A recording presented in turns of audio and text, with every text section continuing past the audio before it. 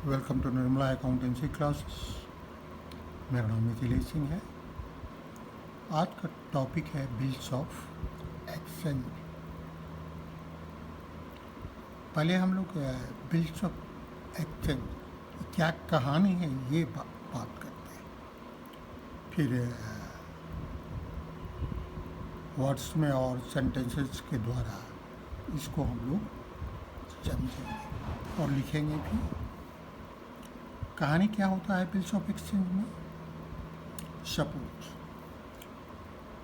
दो व्यक्ति हैं, एक ये है, ये हुआ, और एक बी है। ठीक है, ये दो व्यक्ति हैं, ए और बी। सपोज ए ने सोल्ड किया गुड्स बी को ₹10,000। कब सोल्ड किया, कोई खास डेट होगा। सपोज 1/1/2001। अब बी कहता है ठीक है, गोश्त तो मैं कर दूंगा, लेकिन मैं पेमेंट अभी नहीं करूँगा। पेमेंट मैं आपको 3 महीने के बाद दूंगा। ये कहता है ठीक है, लेकिन आप अगर मैं इसको इसी बात को, जो बात आप कह रहे हैं कि पेमेंट मैं आपको 3 महीने के बाद दूंगा, इसको मैं लिख के आपको देता हूँ, एक ऑर्डर देता हूँ, और आप उस पर साइन करके हमको दे दें ताकि कंफर्मेशन हो जाए, मुझे एक सांत्वना हो जाए कि आप ड्यू डेट को 3 महीने के बाद हमको पेमेंट दे दें। यही जो फिर वो एक बिल लिखता है, ये बिल लिख करके बी के पास भेजता है। बी उसको साइन करके फिर ए के पास लौटा देता है। फिर अगर ए उस बिल को अपने पास ड्यू डेट तक रखता है तो वो बी के पास ले जाता है और बी उसका पेमेंट कर देता है। तो इस तरह इस सेल की पूरी प्रक्रिया पूरी हो जाती है बीच में बिल ऑफ एक्सचेंज के थ्रू। क्लियर है। कभी कभी क्या होता है, बी ही कहता है कि 3 महीने के बाद मैं आपको पेमेंट कर दूंगा, इसके लिए मैं आपको एक नोट लिख देता हूँ। जब बी लिखता है, जब ए लिखता है तो इसको बिल ऑफ एक्सचेंज कहते हैं, और जब बी लिखता है तो उसको प्रोमिसरी नोट कहते हैं। अब दोनों में अंतर क्या है हम देख लें। ए बिल लिखता है, बी उसको एक्सेप्ट करता है और फिर ए के पास लौटा देता है। तो ए बिल लिखेगा तो क्या लिखेगा, ए सपोज ये शीट ऑफ पेपर है, अब ये लिखेगा 3 months आफ्टर डेट पे ₹10,000 टू ए और ऑर्डर, और ए यहाँ साइन कर देगा, फिर बी के पास भेज देगा इसको। बी इसको एक्सेप्टेड लिख करके ए को लौटा देगा। ठीक है। अब ए के पास एक ये शीट ऑफ पेपर रह गया, एक निगोशिएबल, इसको निगोशिएबल इंस्ट्रूमेंट भी कहते हैं या बिल ऑफ एक्सचेंज कहते हैं।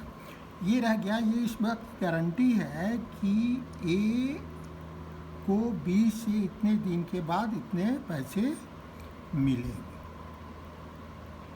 अब इसमें कौन कौन, देखिए इस बिल ऑफ एक्सचेंज की भाषा में ये जो बिल ड्रॉ करता है या लिखता है उसको हम ड्रॉवर कहते हैं। क्या कहते हैं, ड्रॉवर। ये अगर बिल को ड्यू डेट तक होल्ड करता है और फिर पेमेंट के लिए बी के पास ले जाता है, बी को क्या कहते हैं बिल ऑफ एक्सचेंज की भाषा में, ड्रॉ बी। क्या कहते हैं, ड्रॉ बी। बी के पास ले जाता है और बी उसका पेमेंट उसको कर देता है, तो ए ही पे हो जाता है। लेकिन कभी कभी क्या होता है, कभी कभी होता है कि ए बिल को अपने पास नहीं रखता है, उसको बीच में पैसे की ज़रूरत है, तो वो बैंक से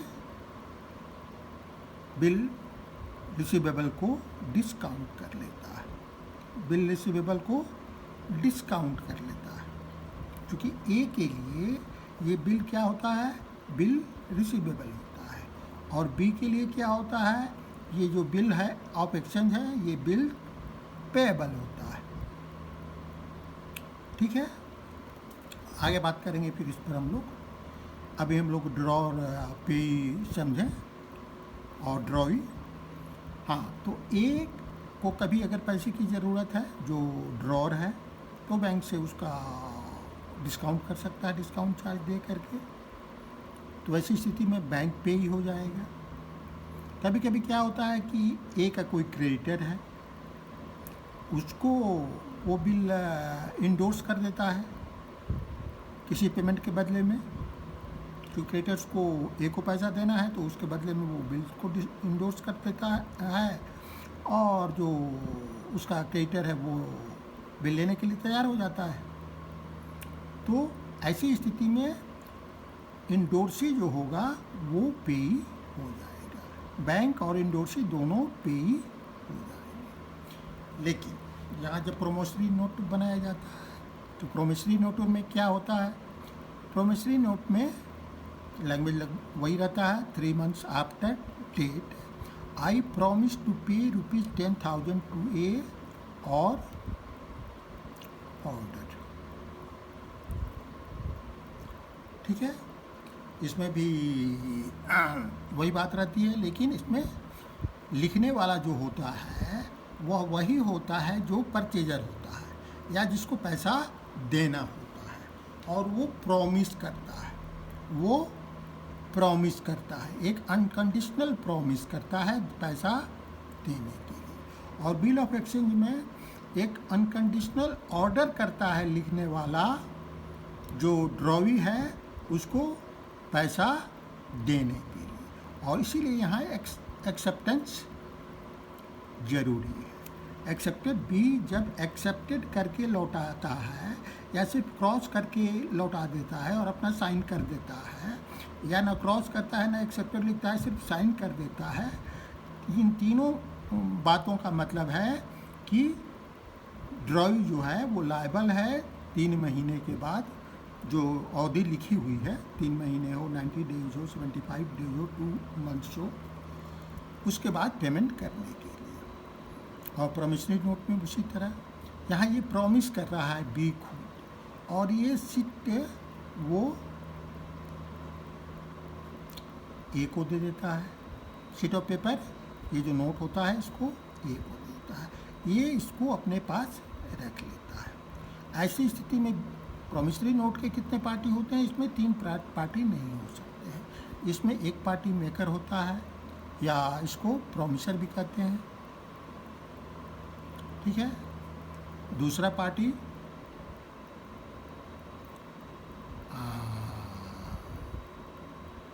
पेई होता है। अब पेई यहाँ ए है, क्योंकि ए हम मान रहे हैं कि ए इस प्रॉमिसरी नोट को होल्ड कर रहा है टिल ड्यू डेट। अगर ए बीच में ही इसको डिस्काउंट कर लेता है या किसी को इंडोर्स कर देता है, तो पेई बैंक या दैट इंडोर्सी कोई भी हो सकता है। अब डिस्काउंट करते हैं तो कैसी क्या एंट्री करते हैं, ये हम लोग आगे देखेंगे। इंडोर्स करते हैं तो क्या एंट्री होता है, ये भी हम लोग आगे देखते हैं।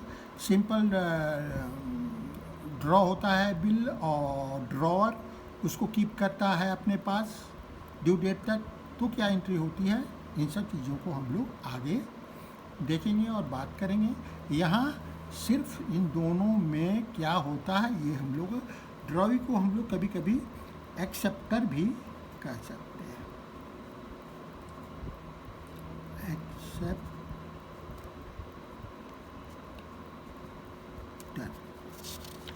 ड्रॉवी को हम लोग एक्सेप्टर भी कहते हैं। ठीक है, तो ये क्लियर हो गई।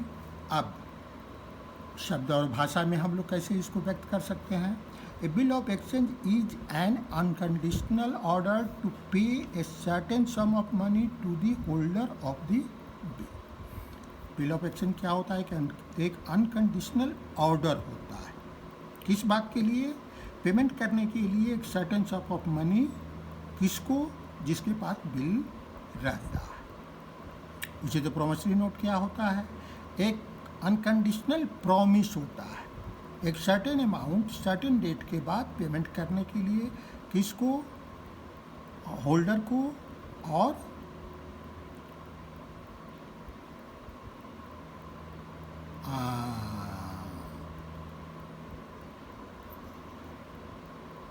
होल्डर ऑफ द बिल को या ए को।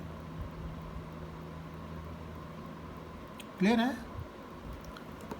तो अब हम लोग कुछ जो टर्मिनोलॉजी है उसकी बात कर ले। बिल ऑफ एक्सचेंज हम लोगों ने बात कर ली। अब प्रोमिसरी नोट किसे कहते हैं? Promissory note is an unconditional promise to pay a certain sum of money to the holder of the note. जो भी होल्ड करेगा, यहाँ होल्डर शब्द लिखा हुआ है, ये ए के लिए है या ऑर्डर के लिए है? इसमें भी ए के लिए है या ए जिस व्यक्ति को ऑर्डर करता है उसके लिए है? तो a promissory note is an unconditional promise to pay certain sum of money to the holder of the note. आप लोग अब समझ गए कि बिल ऑफ एक्सचेंज और प्रोमिसरी नोट दोनों में क्या अंतर है और दोनों क्या है, कैसे लिखा जाता है, इसमें कितनी पार्टीज होती है बिल ऑफ एक्सचेंज में और फिर प्रोमिसरी नोट में कितनी पार्टी होती है। इसको अलग अलग भी हम लोग देख लेते हैं। Parties of A bill of exchange, इसमें ड्रॉर होता है, ड्रॉई और एक्सेप्टर होता है और पेई होता है। वो हम लोगों ने देखा है। यहाँ ए यहाँ ड्रॉर है, बी यहाँ ड्रॉई है या एक्सेप्टर है, और ए या बैंक, ए या बैंक या इंडोर्सी, ये क्या है? इस एंगल की ज़रूरत नहीं है, इसलिए कि जब इंडोर्स कर दिया तो बैंक या इंडोर्सी भी पेई हो सकते हैं अगर ए ने बैंक से डिस्काउंट कर लिया है या बिल को इंडोर्स कर दिया है। ए ने बिल को इन लोगों में से किसी को दे दिया है, बैंक को या इंडोर्सी। ठीक है, ये एंगल दे सकते हैं, कोई बात नहीं है। और प्रोमिसरी नोट में क्या होता है? इसी तरह ए पेई है। ए ने अगर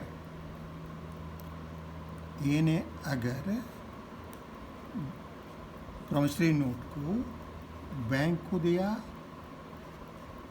या इंडोर्सी को दिया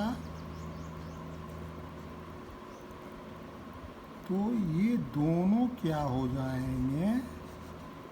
ये दोनों पेई हो जाएंगे, ये दोनों पेई होंगे। क्लियर है?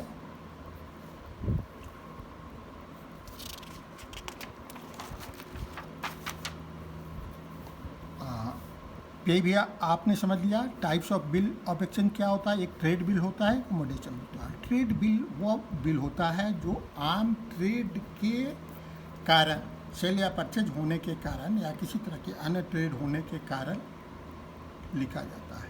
एकोमोडेशन बिल में ट्रेड नहीं होता है।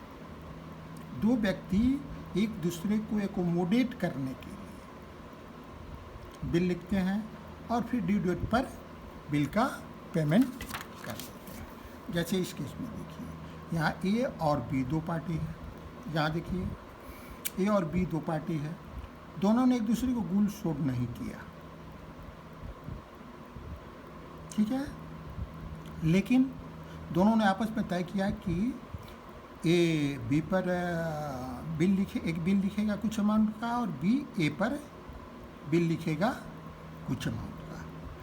ए का बिल बी एक्सेप्ट कर लेगा, बी का बिल ए एक्सेप्ट कर लेगा। फिर ड्यू टू पर जो ए का बिल्स पेबल है वो ए पेमेंट कर देगा, बी का बिल्स पेबल वो बी पेमेंट कर देगा। तो इसको हम लोग एकोमोडेशन बिल कहते हैं। अब party of A promissory note कौन कौन होते हैं? Party of A bill of exchange तो हम लोगों ने देख लिया, इसमें मेकर होता है या प्रोमिसर होता है, और दूसरा पे होता है। इसमें ड्रॉइंग शब्द नहीं आता है या एक्सेप्टेड शब्द इसमें नहीं आता है। ड्रॉर जो यहाँ है उसके लिए यहाँ मेकर है, और यहाँ चूँकि ड्रॉ नहीं कर रहा है, ये मेक कर रहा है, खुद प्रॉमिस कर रहा है।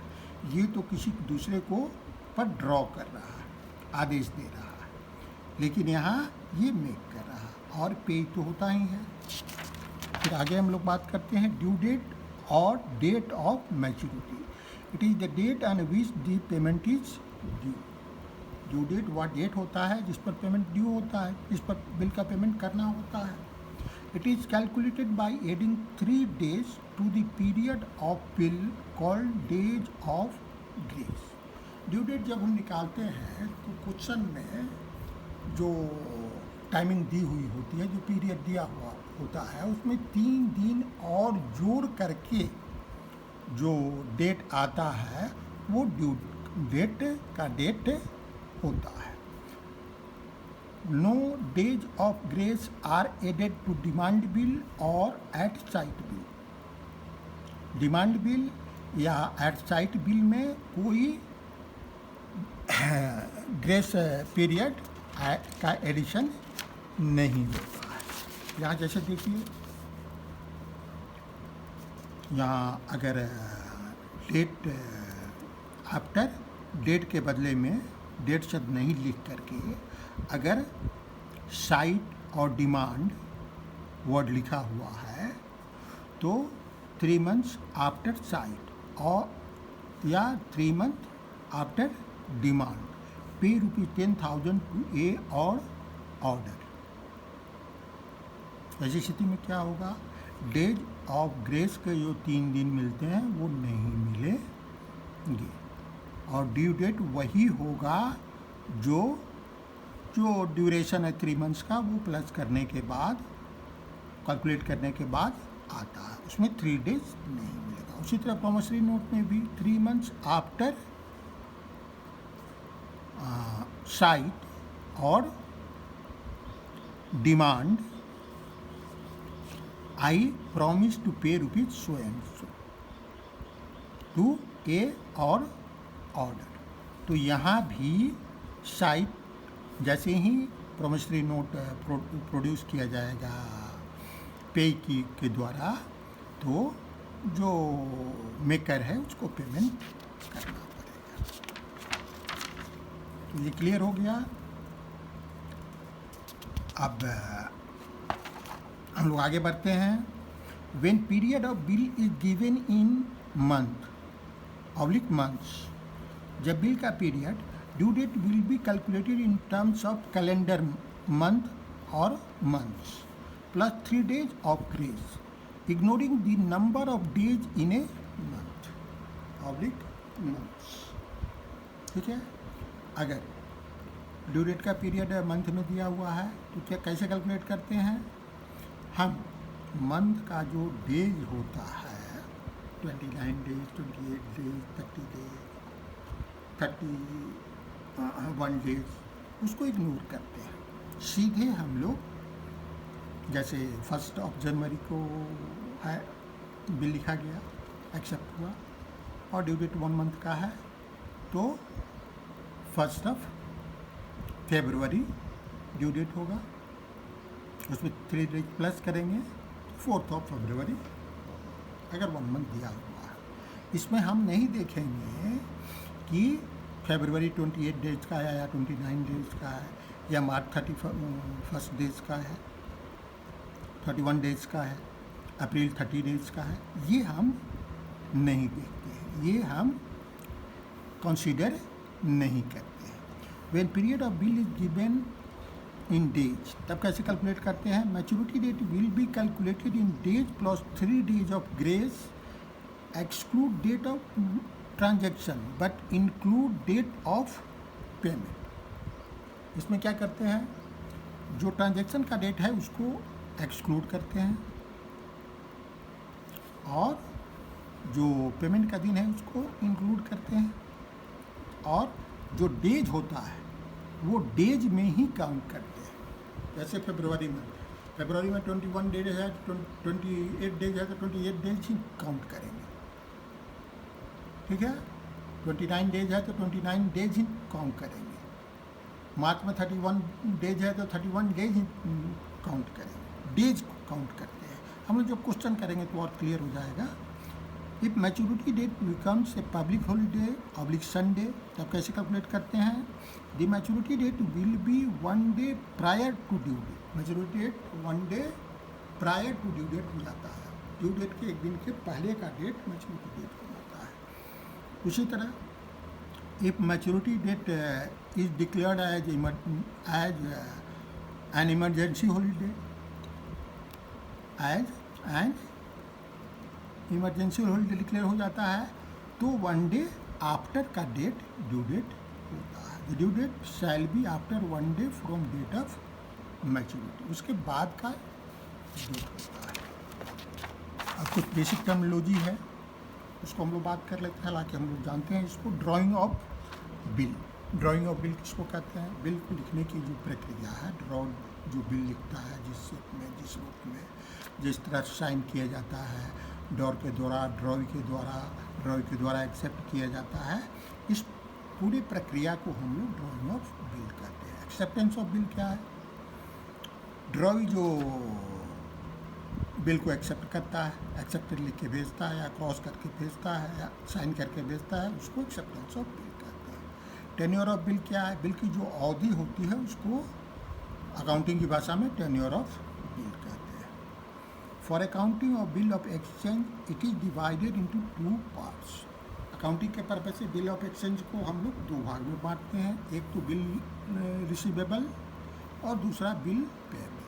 जो बिल ड्रॉ करता है और वो उसके लिए बिल क्या होता है, बिल रिसीवेबल होता है, और जो जिस पर बिल ड्रॉ किया जाता है, जो ड्रॉवी होता है, उसके लिए बिल क्या होता है, बिल पेएबल होता है।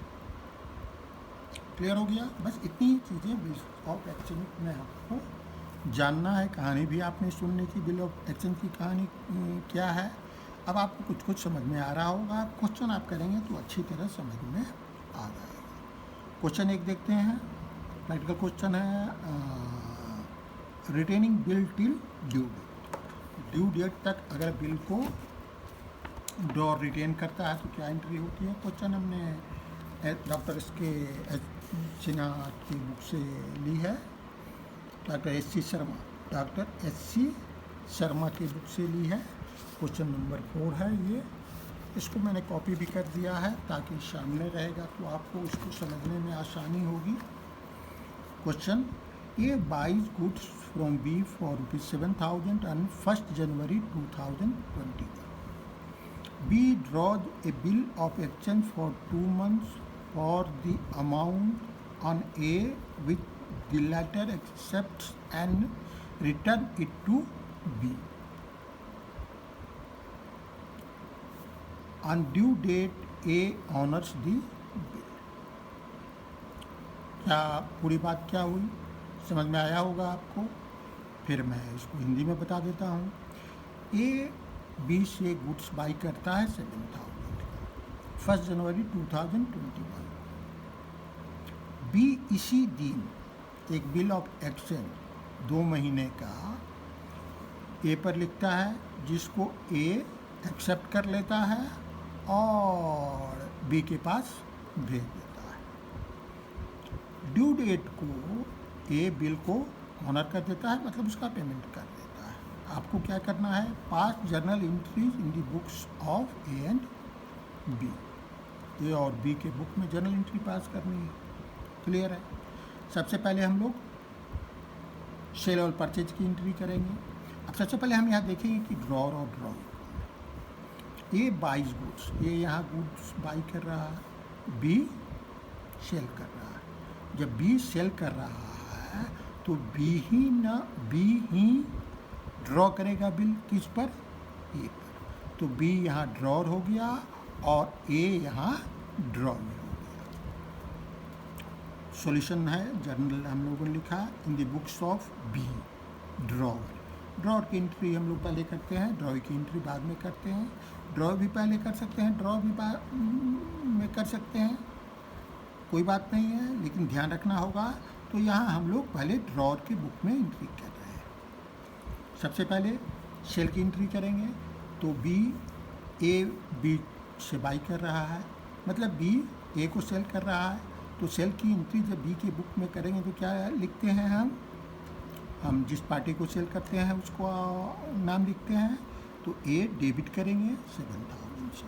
ये अकाउंट लिखना ज़रूरी नहीं है, अगर लिख दिया जाएगा तो गलत नहीं होगा, लेकिन इसकी ज़रूरत नहीं है। कोई भी नाम हो, Mohan, Sita, Gita, State Bank of India, State Bank of India, account लिखने की ज़रूरत नहीं है। कोई भी पर्सन है तो सिर्फ उसका नाम पर्याप्त होता है। डेबिट 7,000 टू सेल्स अकाउंट, ये तो बी ने अपने बुक में किया। अब ए अपने बुक में क्या करेगा इस दिन, 1/1/2021 को सबसे पहले डेट लिखते हैं 1/1/2021। ए तो परचेज कर रहा है, तो purchase account debit, purchase account debit 7,000 to B account 7,000। किससे परचेज कर रहा है, बी से, तो बी अकाउंट। अब फिर इसी तारीख को बी ए पर एक बिल लिखता है और ए इसको एक्सेप्ट करके बी को लौटा देता है।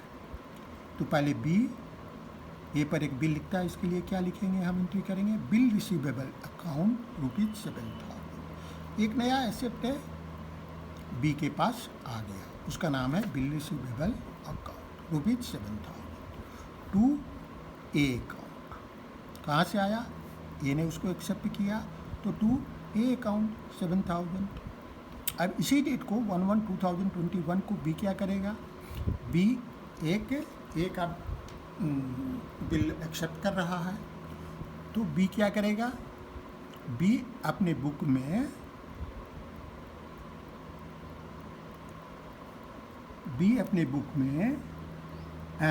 ए क्या करेगा अपने बुक में, ये तो बी के बुक में हुआ। ए क्या करेगा अपने बुक में, ए अपने बुक में पहले तो हम लोगों ने ए के बुक में एंट्री की। तो ए के बुक में हम लोगों ने क्या किया, bill receivable account debit to पहले हम लोगों ने बी के बुक में एंट्री की। तो बी के बुक में क्या किया, bill receivable account debit to A account. अब हम बी के बुक में एंट्री कर रहे हैं, ये ए की बुक में एंट्री कर रहे हैं, पहले हम लोगों ने बी की बुक में एंट्री की। कन्फ्यूजन हो रहा है क्योंकि यहाँ भाषा डिफरेंट है। ए बाई गुड्स, यहाँ ड्रॉर हो गया है बी और ड्रॉई हो गया है ए, इसीलिए कन्फ्यूजन हो रहा है, लेकिन होना नहीं चाहिए। ये बी का बुक है और ये ए का बुक है। तो ए के बुक में हम क्या एंट्री करेंगे bill receivable account debit 7,000 to A account, क्योंकि ए ने एक्सेप्ट किया है। और ए अपने बुक में क्या करेगा, बी का बिल है तो B debit 7,000 to bill payable account 7,000, ये एंट्री करेगा। अब ड्यू डेट होगा, तो ड्यू डेट क्या होगा, ड्यू डेट कैसे कैलकुलेट करेंगे, 2 महीने का है तो 1 महीने के बाद क्या होगा, 1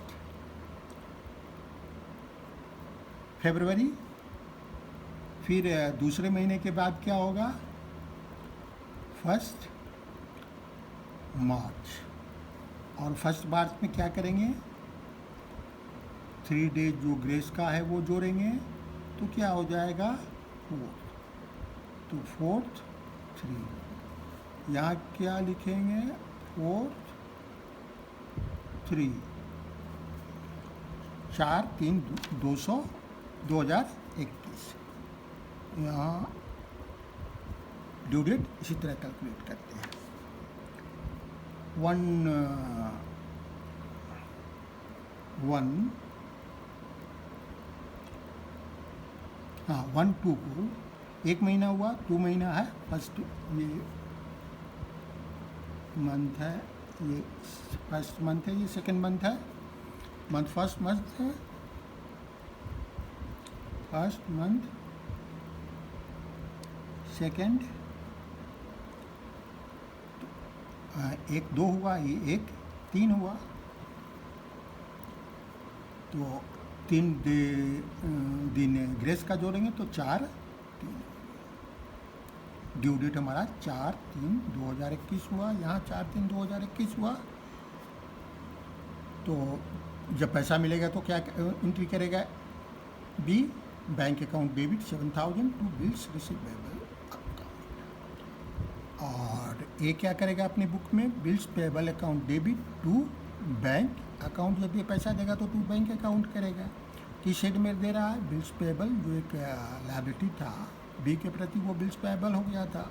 अब बिल्स पेबल की लायबिलिटी का पेमेंट करने के लिए इन्होंने पेमेंट किया तो लायबिलिटी अकाउंट डेबिट हो जाएगा, और टू बैंक अकाउंट। ये क्लियर है?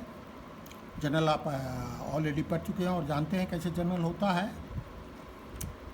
तो इस तरह हम लोग एंट्री करते हैं। एक इम्पॉर्टेंट बात, अब देखिए इस ट्रांजैक्शन में क्या क्या हुआ है। इस ट्रांजैक्शन में मेनली हुआ ये है कि ए का अकाउंट यहाँ हम लोगों ने डेबिट किया था, ये हमने यहाँ क्रेडिट कर दिया। ये एक दूसरे को नलीफाई कर रहा है, कैंसिल हो गया, एक दूसरे को कैंसिल कर रहा है। उसी तरह बिल रिसीवेबल अकाउंट को हम लोगों ने डेबिट किया था, फिर बिल रिसीवेबल अकाउंट को हम क्रेडिट कर रहे हैं ए के बुक। तो एक दूसरे को कैंसिल कर रहा है। अब ए के बुक में रह क्या जाता है? 2 चीज़ें रह जाती हैं। एक तो सेल्स अकाउंट क्रेडिट रह जाता है और दूसरा बैंक अकाउंट डेबिट रह जाता है। आम रूप से सेल अगर होता कैश सेल तो यही होता entry, bank account debit to sales account. लेकिन बीच में चूँकि पेमेंट नहीं मिल रहा है, इसके लिए बिल्स ऑफ एक्सचेंज बनाया जा रहा है, फिर उसके थ्रू कुछ दिनों के बाद पेमेंट मिल रहा है, तो इसलिए ये इंक्रीज करने पड़े। यही बिल्स ऑफ एक्सचेंज की पूरी कहानी है। अब आप समझ गए होंगे। उसी तरह बुक ए के बुक में क्या होगा? ट्रॉय की बुक में यहाँ बी अकाउंट क्रेडिट है, यहाँ बी अकाउंट डेबिट हो गया, ये कैंसिल हो गया। यहाँ बिल्स पेबल अकाउंट क्रेडिट है, यहाँ बिल्स पेबल अकाउंट डेबिट हो गया, ये भी कैंसिल हो गया। बच गया बैंक अकाउंट क्रेडिट और परचेज अकाउंट डेबिट। एक्चुअली अगर कैश परचेज होता तो यही होता, सिर्फ यही बचता, तो यही रह गया। बाकी जो बिल ऑफ एक्सचेंज एक्सेप्ट करने के कारण, बिल्स पेबल एक्सेप्ट करने के कारण जो लायबिलिटी बनी थी उसका पेमेंट हो गया और ये कहानी खत्म हो गई। बिल ऑफ एक्सचेंज की पूरी यही कहानी। अब एक और क्वेश्चन हम लोग करते हैं, प्रैक्टिकल क्वेश्चन नंबर 6। ये भी एस.सी. शर्मा की ही किताब से, डॉक्टर एस.सी. शर्मा की किताब से ली गई है। Discounting of bill from the bank, ये आपका हेडिंग है।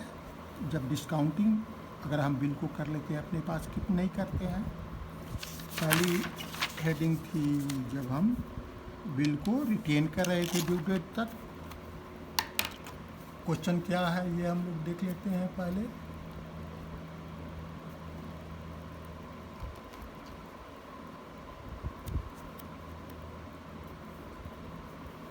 Ram sold goods to Mohan for ₹10,000 on January 1st, 2020. On the same day, Mohan accepted a bill drawn upon him by Ram at 3 months for ₹10,000. Ram discounted the bill on 4th February 2020 at 9% per annum from his bank. Mohan met the bill on maturity. Past journal entries in the books of both the parties. अब Ram goods sold कर रहा है मोहन को goods बेच रहा है। तो यहाँ ड्रॉर कौन ड्रॉर होगा? राम होगा। मोहन क्या होगा? ड्रॉई होगा। तो हमको राम और बोथ दी पार्टी दोनों के बुक में लिखना है। तो इन the books of Ram draw जो है सॉल्यूशन यहाँ लिखा हुआ है, जर्नल लिखा हुआ है। In the books of Ram draw, in the books of Mohan draw. सबसे पहले 1/1/20 को ट्रांजेक्शन हो रहा है जनवरी 1, 2020। तो हम डेट लिख देंगे। मोहन अकाउंट डेबिट करेंगे राम के बुक में, तो सेल्स अकाउंट लिखेंगे, सेल्स की जैसी जर्नल की जाती है। मोहन के बुक में 1/1/20 को परचेज अकाउंट डेबिट करेंगे और टू राम अकाउंट लिखेंगे जैसे परचेज की एंट्री की जाती है। अब 1/1/20 को ही राम मोहन पर एक बिल लिखता है जिसको मोहन एक्सेप्ट कर लेता है। तो लिखने की एंट्री क्या होगी? जब लिखेगा तो बिल रिसीवेबल अकाउंट डेबिट होगा, बिल रिसीवेबल अकाउंट डेबिट होगा 10,000 टू मोहन 10,000। अब यहाँ मोहन और ये मोहन कैंसिल हो जाएगा। अब क्या रह गया? बिल रिसीवेबल अकाउंट, कुल सेल्स अकाउंट रह गया। ठीक है, तो आगे अब क्या होगा? इसके लिए क्या होगा? दैट ड्रॉई के लिए, मोहन के लिए, मोहन जब बिल लिखेगा, राम का बिल एक्सेप्ट करेगा तो राम डेबिट करेगा 10,000 से टू बिल्स पेबल अकाउंट 10,000। ठीक है, अब राम यहाँ क्रेडिट हुआ, ये और ये दोनों कैंसिल हो गया। अब बिल पेबल अकाउंट हो गया, परचेज अकाउंट रह गया। अब जब बीच में राम को पैसे की ज़रूरत है तो ये क्या करता है कि बैंक से डिस्काउंट कर देता है। अब सपोज ये एक बैंक है और ये राम है। राम 1/1/20 को एक बिल लिखता है मोहन पर, लेकिन एक महीने के बाद इसको लगता है कि इसको पैसे की ज़रूरत है। तो 4/2/2020 को वो अपने बैंक के पास जाता है और कहता है कि हमारे पास एक बिल है, इसको डिस्काउंट आप कर लीजिए। बैंक कहता है ठीक है मैं डिस्काउंट कर दूंगा, लेकिन लिए आपको डिस्काउंट चार्जेस देने पड़ेंगे 9%। राम कहता है ठीक है डिस्काउंट चार्जेस मैं दूंगा। बैंक डिस्काउंट कर लेता है 9% पर और बाकी पेमेंट कर देता है। अब बैंक कितने दिन का डिस्काउंट चार्जेस लेगा? क्योंकि इसने तो कीप किया अपने पास 4/2/20 तक। और ड्यू डेट क्या होगा? ड्यू डेट हम लोग कैलकुलेट कैसे करेंगे? 3 महीने का बिल है तो फर्स्ट 1/1/2020 का बिल है, तो फर्स्ट मंथ के बाद क्या होगा? 1/2, सेकेंड मंथ के बाद 1/3 मतलब तीसरे महीना फर्स्ट, और 3 महीने के बाद क्या होगा? 1। अब इसमें डेज ऑफ ग्रेस जोड़ते हैं 3 दिन, तो ये क्या हो जाएगा? 4। ये ड्यू डेट हो जाएगा 4/4/20 ड्यू डेट हो जाएगा। तो ये एग्जैक्टली 2 महीने पहले ये किया है, तो 2 महीने का ये डिस्काउंट चार्जेस देगा। इसको कैलकुलेट हम लोगों ने किया है और आगे देखेंगे। अब यहाँ 4/2/20 को क्या हो रहा है? राम डिस्काउंट कर रहा है बैंक से, तो डिस्काउंट करेगा तो बैंक अकाउंट डेबिट करेगा, पैसा मिलेगा तो अमाउंट हम लोग यहाँ छोड़ देंगे, अभी हम नहीं लिख रहे हैं। डिस्काउंट चार्जेस भी हम लोग छोड़ देते हैं, लेकिन टू बिल्स रिसीवेबल अकाउंट 10,000 लिख देंगे, क्योंकि हमें पता है कि बिल्स रिसीवेबल कितने का है। 10,000 का है तो ये 10,000 लिख देंगे। क्लियर है? अब हम डिस्काउंट कैलकुलेट करेंगे। कैसे कैलकुलेट करेंगे डिस्काउंट? डिस्काउंट कैलकुलेट करेंगे हम 10,000 बाई 100, 10,000 इंटू 9 बाई 100 इंटू 2/12। 2/12 क्यों करेंगे? 2 मंथ्स का है इसलिए। 9/100 क्यों करेंगे? 9% है इसलिए पर एनम।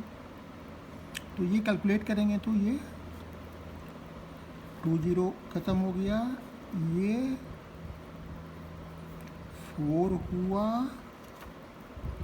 और ये 3 हुआ, ये 2 हुआ, ये भी ख़त्म और ये 50 हुआ। 50 इंटू 3 150 हुआ।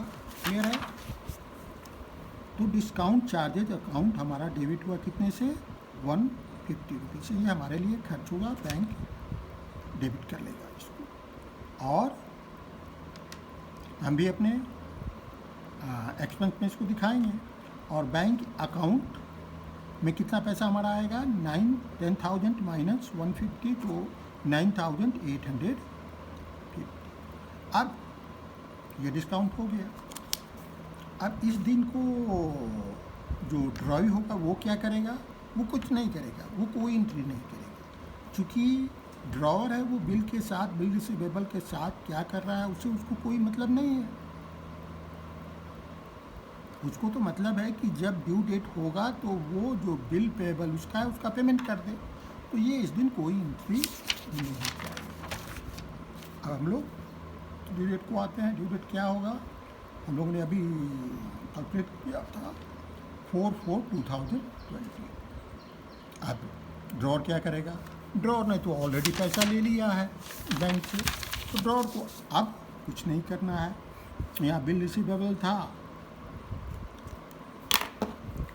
यहाँ बिल रिसीवेबल डेबिट हुआ था, यहाँ बिल रिसीवेबल क्रेडिट हो गया। ये दोनों कैंसिल हो गया एक दूसरे से। अब रह गया क्या? सेल्स अकाउंट रह गया क्रेडिट, और बैंक अकाउंट डेबिट हो गया, और डिस्काउंट चार्जेज अकाउंट डेबिट हो गया। ये 3 अकाउंट रह गए। जो अगर हम डिस्काउंट कैश सेल करते और डिस्काउंट देते तो ये इसी तरह की एंट्री होती।